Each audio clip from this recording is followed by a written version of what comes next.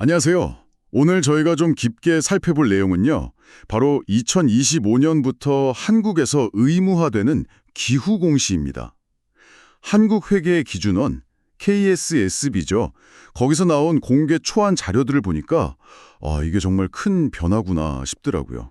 네, 맞습니다. 그래서 이 새로운 제도가 정확히 뭔지, 또 왜 지금 도입되는 건지, 그리고 당장 내년부터 적용받는 기업들 있잖아요. 한 15개 정도 된다던데.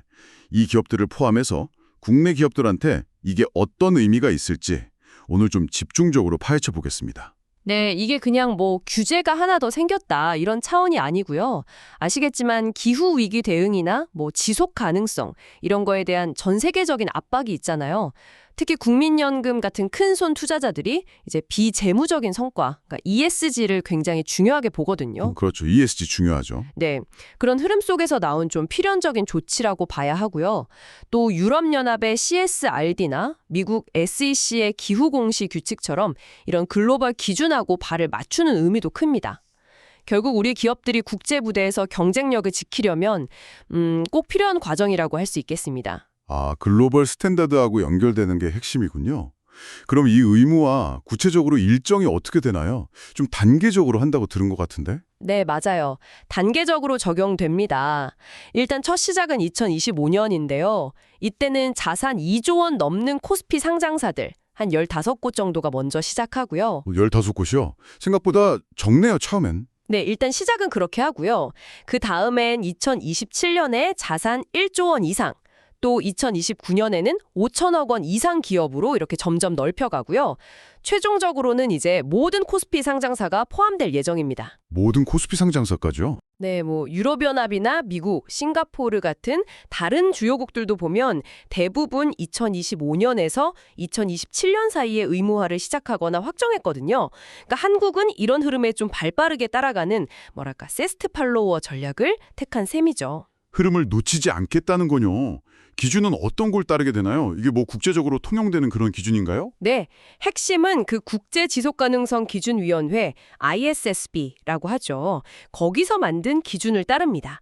구체적으로 보면 IFRS S1 이게 일반 요구사항이고요. 그리고 S2가 기후 관련 공시를 다루는 기준입니다. S1, S2. 네. 근데 이 S2 기준이 사실상 기존에 있던 TCFD, 그러니까 기후변화 관련 재무정보 공개 협의체, 거기 권고안을 거의 그대로 가져온 거예요. TCFD요? 들어본 것 같아요. 네. 그래서 크게 보면 4가지 영역에 대한 정보를 요구하는데요. 지배구조, 전략, 위험관리, 그리고 지표 및 목표 이렇게 4가지입니다.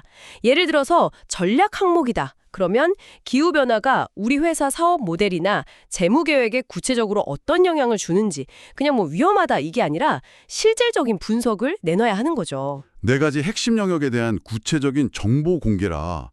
기업계 입장에서는 이거 준비할 게 정말 많겠는데요. 혹시 뭐 부담을 좀 덜어주기 위한 조치 같은 것도 있나요? 그리고 기업들은 이미 좀 대비를 하고 있었는지도 궁금해요. 네, 당연히 그 초기 부담을 고려한 완화책들이 좀 있습니다. 첫 해인 2025년에는 전년도 비교 정보를 공시 안 해도 되고요. 그리고 이제 정량 정보, 그러니까 수치로 딱 떨어지는 정보를 내기가 현실적으로 좀 어려울 수 있잖아요. 그럴 땐 일단 정성적인 설명으로 대체하는 것도 허용됩니다. 또 소비자가 제품 쓰는 거, 폐기하는 것까지 전체 가치 사슬에서 나오는 배출량을 다 측정해야 하거든요. 그건 정말 복잡하겠네요. 그렇죠. 그래서 이건 2026년부터 의무화됩니다. 1년 유예 기간을 둔 거죠. 근데 좀 흥미로운 건 2025년에 처음 적용받는 기업들 있잖아요. 그 기업들 중에 한 3분의 2, 그러니까 66% 정도는 이미 자율적으로 지속가능 경영보고서를 내고 있었어요. 유사한 정보들을요. 정말요? 그럼 이미 준비가 된 거 아닌가요? 근데 중요한 차이가 있어요. 기존에는 뭐 자율적이고 형식도 회사마다 다 제각각이었잖아요. 이제는 IFRS라는 딱 표준화된 틀에 맞춰서 다른 기업하고 비교 가능한 데이터를 의무적으로 내야 한다는 거죠. 이게 진짜 큰 변화입니다. 그렇군요. 이미 보고서를 내던 기업이라도 표준화와 의무화는 완전히 다른 차원의 과제겠네요. 그럼 투자자들은 이 변화를 어떻게 보고 있나요? 기대감이 좀 클 것 같은데요. 네, 기대가 아주 큽니다. 어떤 자산운용사 팀장님은 기후공시 전과 후는 아주 다를 거다 뭐 이렇게까지 말씀하셨더라고요.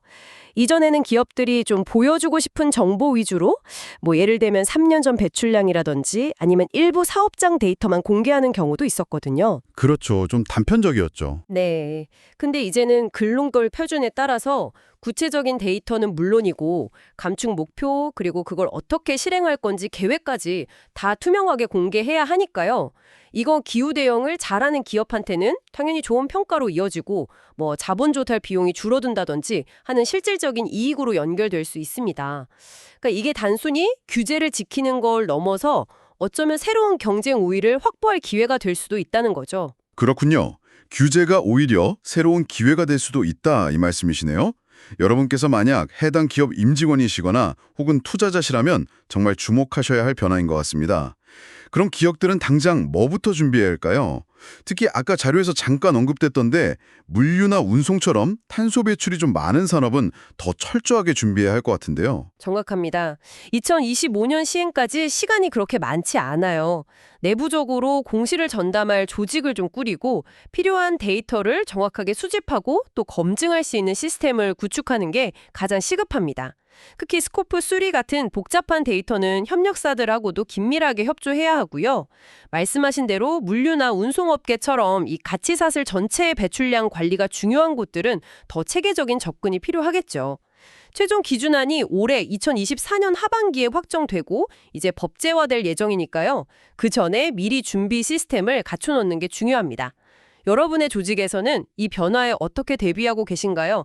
한번 내부적으로 논의를 시작해 보실 때인 것 같습니다. 자, 오늘 이야기 쭉 정리해보면 2025년부터 우리나라도 기후공시 의무화라는 이 글로벌 흐름에 본격적으로 합류하게 된다는 거네요.